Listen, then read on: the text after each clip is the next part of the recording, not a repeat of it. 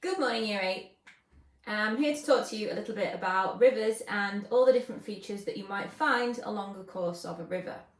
So, starting with the basics, a river is any water that is gathered together and flows across the surface of the ground. Now, it comes into the system via precipitation at the top. So, whether that's snow, rainfall, sleet, hail, etc., it falls somewhere in this general area, and the idea is that it all comes together to flow towards the sea. Now, we find different features at different parts of the river. So at the beginning of the river, we tend to find that the ground is much steeper. And what we find there is we tend to find these very steep, V-shaped sided valleys where the river is very narrow and it winds between these valleys and these hills. As we go further down the river starts to get a little bit wider, and sometimes it will navigate its way through lots of rocky boulders.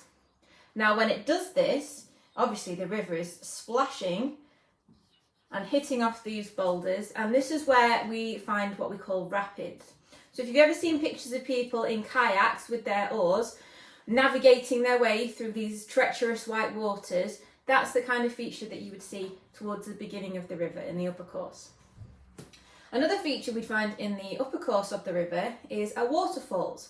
Now, I'm sure you've seen plenty of these before. There's lots of famous versions all around the world, like Niagara Falls and Victoria Falls. So just a little note about how we end up with waterfalls in the upper course. What we often have is two bands of rock, where one of them is a soft rock and one of them is a hard rock at the top there. Now, as the water flows over the soft rock, it starts to erode it away. And what happens is we get this drop as the soft rock is eroded away. And that's where you see the water kind of falls off a steep ledge. And that's what our waterfall is. And those are all found in the upper course of the river.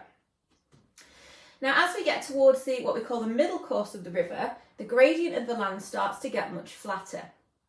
And this is where the river becomes wider and it starts to snake its way towards the sea. These bends in the river that we find are called meanders. And if you have a look on Google Maps, I'm sure you'll find plenty of examples, especially on the River Darwen and the River Ribble in our area. So when you get a minute, go and have a look. Sometimes though, these meanders get a little bit too close together in the middle here. And we get this squeezing of the neck as the water flows around and erodes this little bit here. Now, something like a flood event with lots and lots of energy and lots of water might blast its way through the neck of that meander. And then what we might find we get is the river carrying on in a straight line while our bend that was previously part of our river is now a separate lake, and we call that an oxbow lake because it's rounded. And as we get towards the lower course of the river, we start to get the river getting very, very wide and very, very deep as it goes towards the sea. This is our sea over here. As that happens, we tend to find the ground around it gets a lot flatter as we get towards the sea.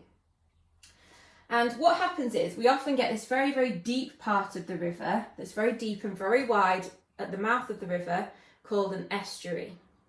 And this is where thousands of years ago the land eroded away all of this here. It was glaciers that flowed into the sea and eroded all of that away to make this big deep channel for the river to flow into. And that's why you find a lot of river mouths in the UK are incredibly wide, because they were eroded away by that ice thousands of years ago. I think I've covered everything that will come up in your lesson, but if you've got any questions, please do send a message to your teacher or comment on Classroom if you have any further questions about rivers.